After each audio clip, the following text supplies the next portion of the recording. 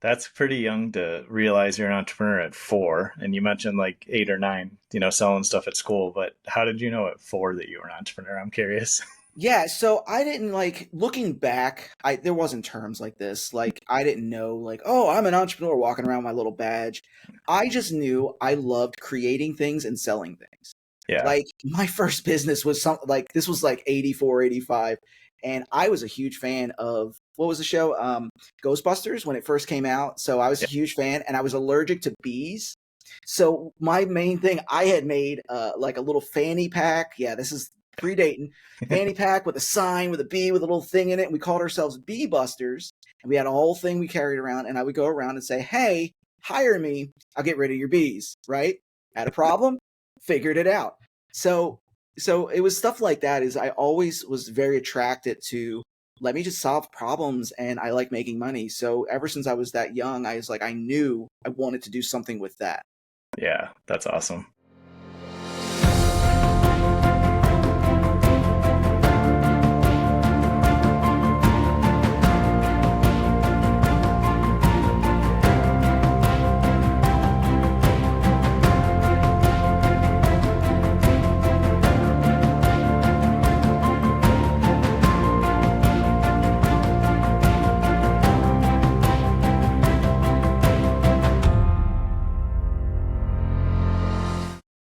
Welcome back to the show, everybody. I'm really excited about this episode because Jim and I have been friends and connected for years, and this is the first time we get to sit down and have a conversation about entrepreneurship, building businesses, being truly authentic, and really finding your way on the entrepreneurial path. So welcome to the show, Jim.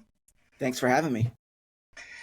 Awesome. Well, as I always like to do, because I think it really brings out the truth of our journeys as entrepreneurs, I'm going to ask you, when did you first realize you're an entrepreneur? When I was 4, but I ran from it for a long time. So like I was like, by the time I was, I don't know, 8 or 9, I had like 2 or 3 businesses. Now I'm going to predate myself because like when I was 8 or 9, this was like the mid '80s. Yeah. Okay. And so like I was from Philly, so I was selling soft pretzels. I was selling penny candy in the schools, different things like that.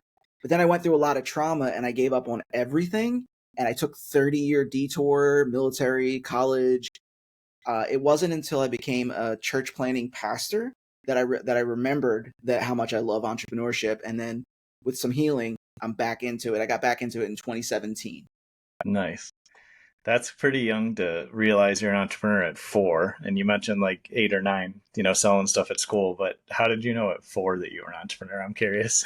Yeah, so I didn't like looking back, there wasn't terms like this. Like I didn't know like, oh, I'm an entrepreneur walking around with my little badge. I just knew I loved creating things and selling things. Yeah. Like my first business was something like this was like 84, 85, and I was a huge fan of what was the show? Ghostbusters when it first came out. So I was a Yeah. huge fan and I was allergic to bees. So my main thing, I had made like a little fanny pack. Yeah, this is predating fanny pack with a sign with a bee with a little thing in it. And we called ourselves Bee Busters. And we had a whole thing we carried around. And I would go around and say, hey, hire me. I'll get rid of your bees. Right? Had a problem, figured it out. So it was stuff like that. Is I always was very attracted to let me just solve problems and I like making money. So ever since I was that young, I was like, I knew I wanted to do something with that. Yeah. That's awesome. I remember being around that age and catching and killing snakes and making people skin belts, catching raccoons, making raccoon skin hats, like all sorts of weird stuff that somehow some of the people around me bought, which I'm always impressed with at this age. So, Right. but that's it. That's super cool. And it's really interesting that you took your allergy to bees and decided to do a business with it. Right. And listen, I was living dangerously, man, right on the edge. Like, because I was in a business I created that legitimately could have really hurt me. Yeah. So, So but it talk made about, sense. It really did. Like, I was allergic. We needed to eliminate them. Best way to do it. And I figured it out. Spray them with like soap. And we would walk around. And if we got too close, we'd run. talk about actually facing your fears in business, man. So Right, right. This is like the epitome of, in psychology, they say exposure therapy. Like, this is the epitome of exposure therapy. Just marching in like not a care in the world whether you're going to live or die. yeah, that's a crazy man. I love having entrepreneurs like you on the show because I've studied entrepreneurs my whole life, and I've leaned into this more recently because I'll be 43 this fall. Mhm. And the more I read and study entrepreneurs, I find that the majority of them really hit their stride and have their big breaks and create something amazing in their 40s and 50s. Yeah. So I'm curious for you, like when you said earlier you took that detour and Yeah. ignored it for 30 years. If you know if you're comfortable sharing, what was like caused you to move away from it and forget it, and then and I'd love to hear more about when you got into church planning and building and being a part of Yeah. that. What were the Absolutely. things that helped you remember, oh, this is really what I love doing? Like what was the long pause, and then like what brought that back for you? Yeah, absolutely. And anything's on the table. I'm an open book. Because I there's a point in my life where I'd been through so much trauma that I basically made a declaration that I will be the mentor I never found. Yeah. So anything that I've ever been through is open on the table to help somebody be better. So I originally was I was a music education guy. I was a trumpet player. I could sing a little bit. Now I had been through a lot of trauma already. By the time I was 10, I tried to take my life twice due to bullying. Sure. I grew up in very chaotic household. So I'm currently diagnosed with CPTSD and PDD, which is high functioning depression because of all of it, and working through it. That's just a side quest. But Hmm. it was when I was like 13, I think it was like 13 or 14. I'm getting into it. I had decided with my life I was going to be a music performer and educator, and I just wanted to go around because I'm a creative guy. My Yeah. personality is very much out there. And I remember because I'm also gifted. My mom didn't want me. She's like, no son of mine will ever, starve to death. And then she would start telling me I had no talent. And Wow. she started, her and my grandmother teamed up on that. And so every time I would like, man, this is great. I got like, I was first chair in all Catholic band. I was like, there was a lot of good different things happening for my life. And my mom was like, you have no talent. You're never going to make it. And that sank into the heart. And because I had been through so much trauma, my heart grabbed a hold of that because I already had a low self-esteem that I wasn't going to be good enough. Yeah. And now here's two people that were supposedly important in my life telling me you're not good enough. Yeah. Fast forward that 20 years later, my mom admitted that she did that so that I could become a doctor because I was smart enough to be a doctor. So she wanted me to be a doctor, and I didn't want to do that. Wow. And so basically at 10, well, 14, I think, I gave up on life. I tried. I did. I was what 1 year from finishing a music education degree before I quit. My sister was had a brain tumor, so we had a lot of challenges that way. My mom was amping up because I do believe my mom had an undiagnosed mental illness. And so like I said just the heck with it all and I joined the military. So at age 20 back in 1998, I was like I'm done. I graduated, I tried to do the thing and I left. Which is the best thing that I ever did because that's where I've met Jesus. That's where I met my wife, who's incidentally the one who introduced me to Jesus. But I had run. I had finished an undergraduate degree at like through those years. I was in a master's program. I finished that. Started a doctorate program, but I decided not to finish that because I was like, who needs that anyway? Yeah. And the whole time, everything I attempted, whether it be if I was trying business, if I was trying music, you have no talent is just what kept ringing deeply. And I still struggle with some of this sometimes. It's just you have no talent. You're worthless. Nothing you do will ever bring value to anybody else. Just let everybody else around you do it. And so I just settled into jobs. I couldn't keep a job. So you got this gifted kid who has a mild ADHD and I just couldn't keep a job. Yeah. Two years, maybe the max, but after that it was like gone. And I would be berated for never being able to hold a job from my mom and everybody else. And then eventually I found Jesus. I was 26. Fast forward that a couple years, ended up in college again, and I finished an undergraduate in Christian ministries. Now you gotta let me say this is I actually was an atheist and a witch for 15 years before I became a Christian. So it wasn't like I raised Christian, moved in. I was practicing full on atheism and I was practicing witchcraft in the midst of that. So I got radically saved, and thanks to my wife, and I ended up in Bible college with an undergraduate degree. And it was at that point I met one of my best friends at the time. who said, hey, I'm starting a church in Florida because I was in college in Georgia. Why don't you come with us? And me, I'm like, I'm up for adventure. Sure, let's go. And we did. Like, it took a while for my wife to be convinced, but afterwards we left. And church planning is different than taking over a church. Like if the pastor was going to leave and you come in as the other pastor, you're already going into an established place. Mm-hmm. Church planning, we picked a spot after lots of prayer that had like no representation of the church we were starting. It had like, so we went in with like the four of us and nobody else. So most Sundays when we started was just the four of us. Like, so whenever I was sharing a message from the word, it was my wife giving me the amens. I mean, like, come on. But that years, like I had gone through so many craziness during those time. And I've got lots of stories we can go on another time. Lots of pain, lots of crazy. But what it did teach me is church planning is really an education for entrepreneurship. I had to learn systems. I had to learn promotion. I had to learn offers. I had to learn events. I had to learn how to speak. All of these things so that forced me to go get my master's degree in leadership. And I got certified as a leadership coach and a personality profiler and just continue my education from there. But that's where I was unknowingly being trained to be an entrepreneur, thinking it was just ministry. Yeah. So in 2017, when God said, okay, you're done with church life, it's time to move out so you can take care of your wife's mental health. All right, what am I supposed to do? Start your own business. And it has been rocky ever since, but we're working on it. Yeah. That's amazing. And I think you're very right, because business ultimately comes down to the relationship you have with yourself and the relationship you have with others. Right. And so the psychology behind all those things, from offers to, even running systems, really comes down to, knowing yourself and understanding what's possible and the gap in your skill set. Right. And so Right. What an education to start from nothing, which is absolutely an entrepreneurial education, because I think we all go through that and have to, figure it out as you go. And I love what you talked about too, about the leadership end of it, because, ultimately, if you want to grow something, you got to understand the psychology, you got to have the relationships, Right. but you truly need to understand leadership. And that's one of the biggest parts of, the business that I spend time in right now, is like investing in my leaders and investing in leadership training and up-leveling my own leadership skill, because there's always more, more potential there. Mm-hmm. So you go through all that and get an amazing education on a lot of fronts. And then you started your business in 2017. And what are you doing now? What's your focus and who do you help? So great question. So in 2017, I had no idea what I was doing.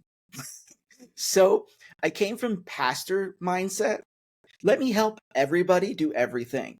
Yeah. Which was honestly code. This was before I was diagnosed or even addressed any of my challenges, which was committing to one thing felt unsafe.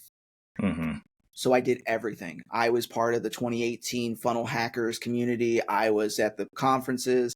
I built, you name it. I probably did it. Everything from writing blogs to building funnels to building websites. And I had no business doing half of that. But I did it well. I did it just enough to be dangerous. So I'm trying, can't commit. Fast forward that to 2023, worst year of my life happened. I shut everything down, and we can unpack that a little bit too if you want. 2024, I joined a mastermind, was going good, didn't get what I needed from it, I think. 2025, I've gotten healing. I've spent a lot of time with some therapists. I've spent a lot of time in prayer to come full circle to realize my whole heart is really people development and has always been equipping people. And it's in leadership, business development, because it's about mindsets, it's about heart sets, because the soft skills are the skills that you'll never leave. Yeah. So what I really do is I focus on these soft skills, whether it be communication, whether it be understanding self so that you can lead better on the internals. Like my little pitch is helping you get the internals right so that you can get the externals right. I mean, it's just simple. And a lot of times I help Christian entrepreneurs or, Christian entrepreneurs, creators, or people who are trying to step out into the business world and need a mentor, need a guide. And so that all came about because I finally am able to commit.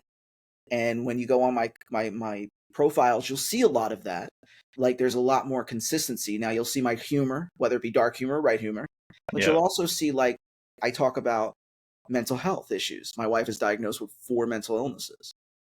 I talk about leadership development and what to really look for, why you should always be discerning your leaders regardless of what they're telling you. You should be at a deeper discernment. Why you are really like internally need your own level of health to be the best you can. Matter of fact, one of the things that I get a lot of pushback in is there's this big thing that says, be the best you can be, right? You hear it. You Yeah. probably said it. I said it for a while. And I started pushing back. I said, please, somebody define me what the best you looks like if you can't even define what your identity is to tell me what your best version of yourself is. Yeah. So I moved that because of everything I've been through, because I want to see redemption. I want to see leaders lead healthy. I start talking about mainly be the healthiest version of yourself, because if you're the healthiest, you're the best. So we deal with mindset. We deal with heart set. We deal with some issues. Now, I'm not a therapist. I will send you to a therapist. But in the midst of that, I've also been a communicator for 20 years, 25 years. I'm a podcaster. So I help people start, a platform, whether it be YouTube or podcasting, because I do have some hard skills I teach. But I'm learning to stay in my lane instead of like trying to run all over, hiding from myself. That is an immensely powerful lesson that I want to dig into more, because I've been through that same journey of being afraid to focus on one thing. Um, and it's taken years for me to do that. And I'm still on the journey, I feel like. So what led you there? And I'm sure it's related to when you said you shut down everything else you were doing. Right. But what unpack that? Like, what was the journey like of the realization that you were spread all over? Because that's such a common entrepreneurial thing.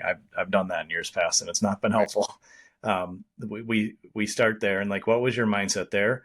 What was the kind of turning point you realized that shouldn't, it wasn't effective to do that anymore? And then how did you work through, give yourself the courage? What was the tools? What was the process to go, oh, I'm just going to hone in on one thing? Because that has scared me to death, in years past. And it's something that only recently in the last few years, I've started to realize how to focus in on just the core things that I'm good at and that my team can deliver and things like that. Right.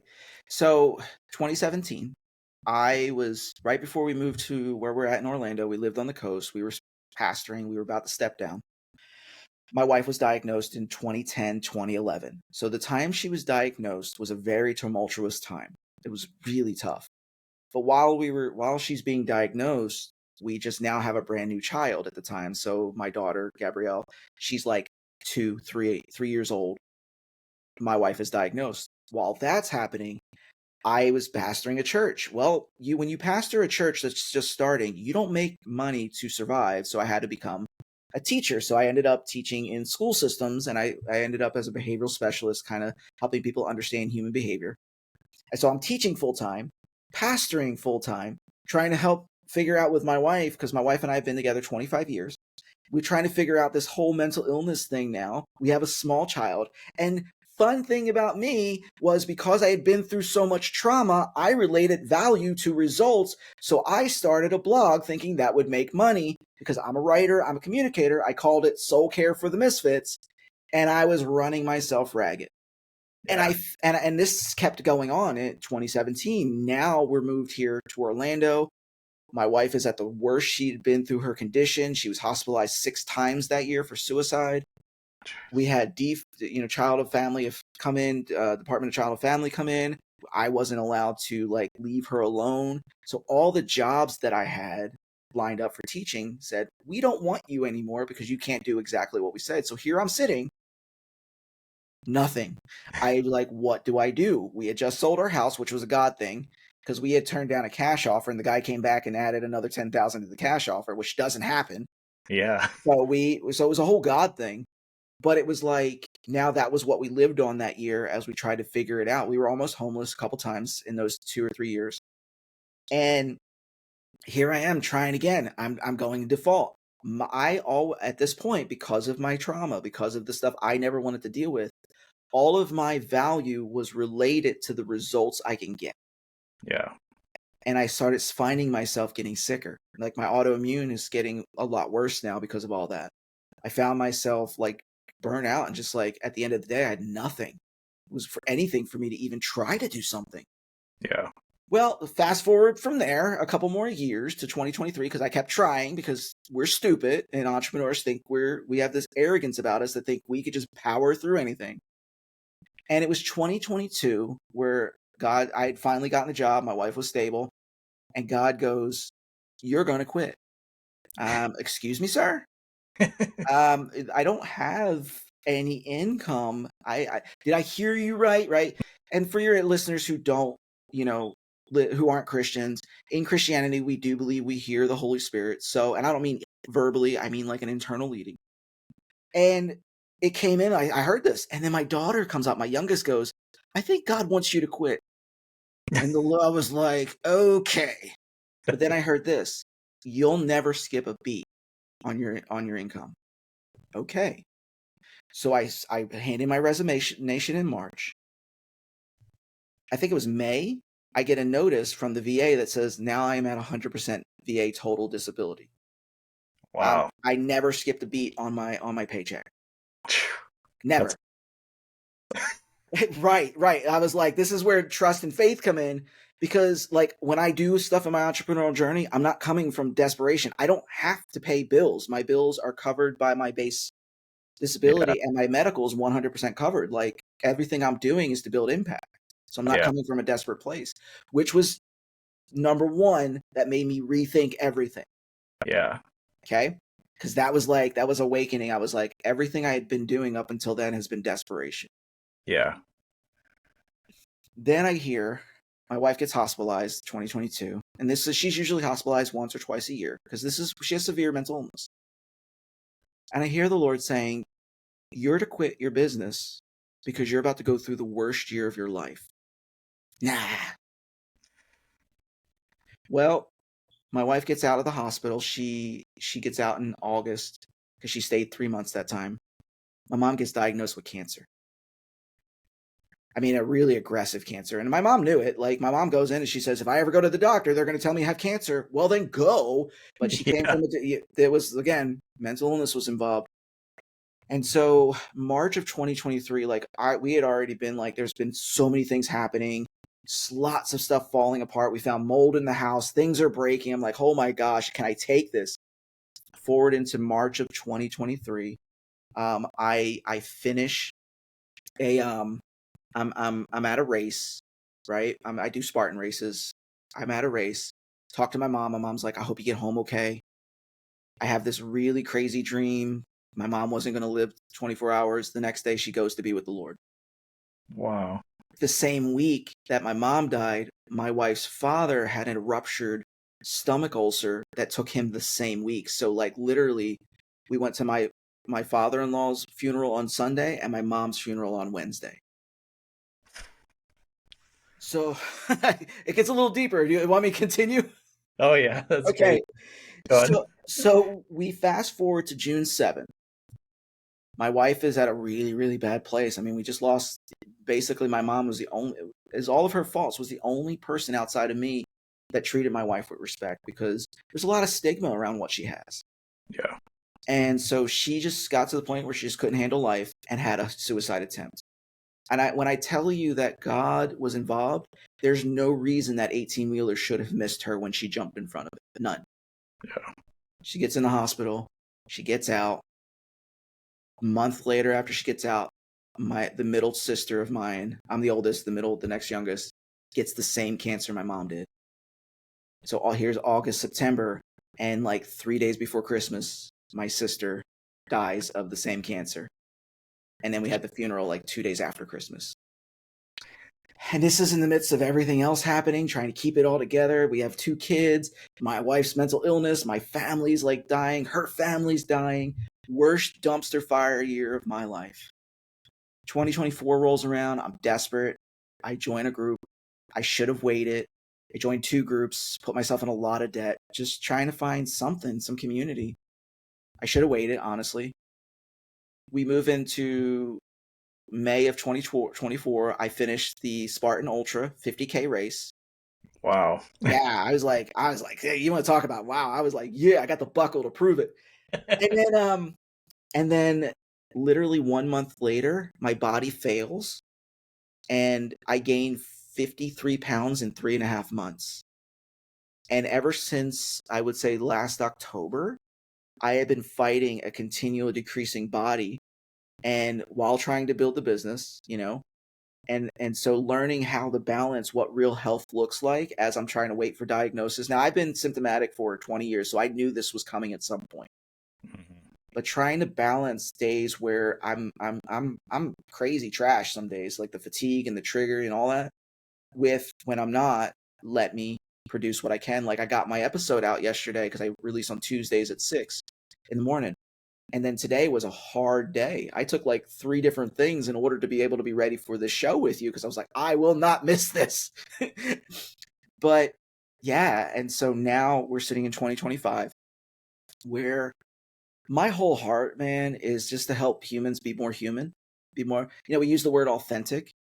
I just want people to actually show up who they are, not the mask. I want Yeah. people to live out their God-given creation because I realized that through all of that trial and trauma, that I was chasing things to feel valuable, to feel loved, to feel respected, to basically overwrite the trauma I'd been through as a kid. So I tried to replace it instead of doing the things that I needed to do. Lots of in-depth journaling, confronting my issues, getting a good therapist. Like I will always, a good therapist, man, everybody needs one at least once in their life. And really taking a thing of being like very self-discerning. And so like if I do something, I'm like, okay, why did I do that? Like so I'm hyper focused on, okay, that shouldn't have been a normal response for me. And I have friends that'll call that out too. Why Mm-hmm. did I feel that way? Like I don't just accept it, oh yeah, I did wrong, let me change it. No, I actually look at it. What triggered that? What was I afraid of? What was I trying to run from that caused me to do this? Mm-hmm. And it's hard, man. It's messy. Healing is messy. And I'm only feeling like I'm in the beginning side of that journey. But every day we get victory and we just move forward. That's powerful, Jim. That's yeah, there's a lot to that just is worth that. Just everybody listening, listen to that part again because I love what you touched on. One of like realizing what you were doing wasn't working is like one of the things we have to start there. Like we're always going to reach places in our life and our business and our walk where it's like if this isn't working, we can keep pushing, trying, and we can overclock and you can get somewhere like Right. potentially.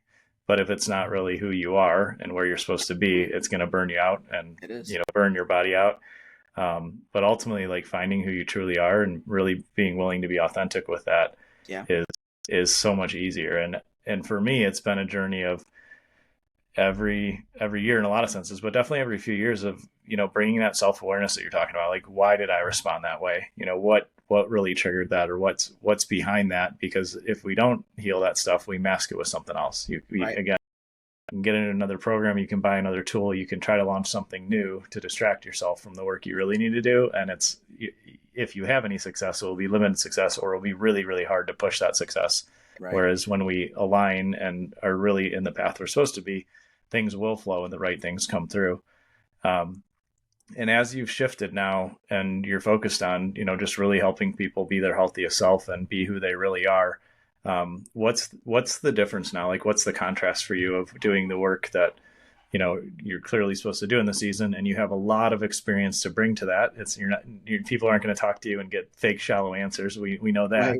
Right. But how does that feel now? Like being in the journey, not, I believe we're always healing. I don't think we reach a healed state necessarily, but now that you're moving in that direction and you're in your own authentic path, like how does that feel different and results wise? Because I think we do get better results when we're in that place. We shouldn't be just driving at results only, but what's the contrast now?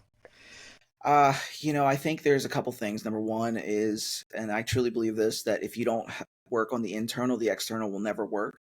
And Yeah. so I'm finding that things that didn't work before are starting to work. Like my engagement is way up on my podcast, is way up on my stuff because I'm starting to connect better with who I am. So other people are connecting better with my true self, not the self I tried to be to get everybody's approval. Yeah. And so number one, it feels better. Now, am I still frustrated? Yes, because I'm still fighting. I want to produce. I want to make the post. I made 7 figures, which I haven't yet, but that's a yet. But Yep. part of me then realizes that's such a shallow goal. Like I want to really just see, I would rather see 10 people, 20 people, 100 people make 7 figures more than I'd see myself. That's a huge shift for me. Mm-hmm. because I want to see people succeed so much, and I want to see God's hand on their life. And Yeah. I'm finding myself in a place where I am living in frustration because when days I'm off, I'm off. When my health doesn't want to be health, it's way off. But I'm also finding that my conversations are better. I'm a Yeah. sucker for conversation. I want to have conversation. So I've re-engined. Instead of being in a motivational billboard, I'm actually a conversation machine, which I want to start good conversations. Yeah. I'm watching people who have maybe never heard of me coming over and be like, yo, this was a good point. Can you unpack this a little bit? And so things are starting to move in a way that I've always wanted them to move, but was too afraid to commit to it to get it to move. Yeah. Yeah, that's it. I can tell you're flowing in the work you should be doing, and yeah, it's so easy with everything we're fed and everything, from childhood to everything that's plastered all over online now, to think that a number is an outcome, that a dollar amount is an outcome, and targeting that will be forever frustrating, because if you reach this level, then it's not good enough. It's the next level. If you reach Right. that level, it's not going to feel good enough. But it really is about impact first, and dollars follow that the way they're Right. supposed to. Because that's when you really get the reward that you're due. But yeah, I've definitely gotten into seasons myself where I'm like trying to hit a specific number or get too financially focused, and there's nothing good about that. It doesn't feel good. It doesn't work, and it's not sustainable. And we can watch the people that have chased money, even if they pushed hard and achieved some success, that's a temporary outcome compared to actually figuring out, how do I change somebody's life, how to Right. make the impact I want to make in whatever field it is, from a small, from if you run a service company and you help people, do things on their house, or you sell a product or whatever it is, if it's tied back into the impact, it will grow the way it's supposed to. But Right. if it's all driven on dollars, then it's so easy to burn out on that. Right. So one of the things that, for your listeners, one of the greatest things I ever did was I got myself out of the echo chamber and built myself just a chamber where a conversation can happen. And what I mean by that is we surround ourselves with voices we want to be like, but we never ask the question, is this the person they want to be, or do we just want what they have? Yeah. And so if John Maxwell, Rohn are right, then you are the law of the inner circle. You are exactly who you put around yourself. And I'm chasing what people have, then I'm never going to confront who I am. And here's the thing with God, and we can read this in the Bible too. If you don't become the person that you're supposed to be, you'll never be able to carry the thing you're supposed to get. Yeah. And so when I started removing myself from the noise chambers of everybody grandstanding and posturing and all this ego driven, I'm the best out there, everybody else sucks, and don't even get me on my soapbox about this stuff. I just started saying, hey, where do you need help? Like, how can I help you show up in the most powerful way that you can to feel good about the people you're reaching? I just started moving in my own direction, and Yeah. it sucked. I got backlash. I got people that decided to unfriend me, but you know what? I'm looking long term. I don't care about that stuff as much anymore. Yeah. No, that's so true. And I love that you brought that up, because it definitely is like the things we choose to consume or put around us on social media, in real life, everything, is around us, that impacts how we think and the decisions we make. And so curating what we take in is huge. What were some of the practical steps you did there? Because that's something that I think people are aware of, that we can put ourselves in the echo chamber. But what were the practical steps you did to shift and change that? So number one is ask better questions. So the quality of your questions will almost always give you better answers. So if you're walking around saying I want what they have, you're asking the wrong question. The Yeah. better question is, what is their thought process that got them to where they can get? The second question is, who did they need to become in order to get this?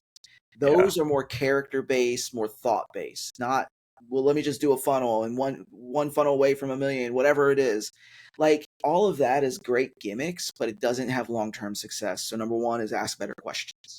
Yeah. Number two, I think this is where you're going to lean into courage, because you're going to make decisions, like we all say, and even the people who are driven in this direction, don't live in your comfort zone, don't live in your thing. But did you ever ask if chasing the thing you want is your comfort zone? Yeah. And so we've got to really get to the place of having the courage to go a different way. Like, you may be called to go in a direction that isn't mapped out yet. Hmm. And that's the direction of health. I mean, nobody is really talking about personal internal health, especially with leadership. So Yeah. let's move in the direction that's going to be the healthiest version of ourselves. So that takes courage. It takes intentionality. I think we lack intentionality a lot of times. So practically make the step, have the courage, ask the right questions, and move in that direction. Yeah. I love that. That's very practical and very helpful because it's easy to notice. I think it's easier to notice when we're uncomfortable or things don't feel right. But when we see everybody around us doing things that we've already tried or it's not working, then it's hard to know what step to take. And I really like that. Awesome. Well, as we wrap up, we've covered a lot of this, but I want to kind of focus on one thing. What would you encourage people to do in order to really show up as their authentic self, like truly be the human they are? Because it's that stuff that's thrown a lot around a lot, like being authentic and things like that. But Yeah. what has that meant to you, and what would you encourage people to do in order to truly show up as who they are? So I think two things. I think number one, do a personality audit of yourself, which means Yeah, simply look at yourself from an objective thing and ask a question. Are you somebody you'd follow? yeah, I mean, like, seriously, I think we miss this question. Like, if you're not a leader worth following and you can't objectively say that, then you're in the wrong direction. I mean, that's first and foremost. Again, but this takes objectivity. And number two, I think invite somebody in who's going to be like real with you, not a yes person, not it's going to hurt, not care. They care about you enough not to, isolate your feelings, but you can yeah, simply ask them, "Hey, you see me show up like this and this. What are red flags I'm missing? Do I feel aligned to you? You know me personally. Does my mm, content feel aligned to that?" And then yeah, whatever they say, take it back, evaluate it, and then make adjustments. yeah. That's great advice. And you're right. You got to find the people that are willing to just be honest with you because they actually truly care about you and bring up things that you may not like or you'll be uncomfortable, but that's definitely the case. And I love what you said as the first step. Like really ask yourself, are you, if you look at yourself objectively, are you worth following? And that's a great way to really look at what are you putting out there? How are you communicating in your one-to-one conversations? What are you Yeah. building? What are you doing? I think that's excellent advice. I appreciate that, Jim. Hmm. Absolutely. Awesome. Well, I really appreciate you coming on and just sharing honestly and just being yourself. It's always refreshing and valuable to have these types of conversations. For everybody listening that wants to check out what Jim's up to, you can go to leadwithjim.com. He has all his links there to his podcast, to everything that he's involved in. I definitely encourage you to check him out and reach out to him if you're looking to develop your own, authentic journey and really level up your own leadership. So I appreciate you being on today, Jim. Well, thanks for having me. It's been a great conversation. Awesome.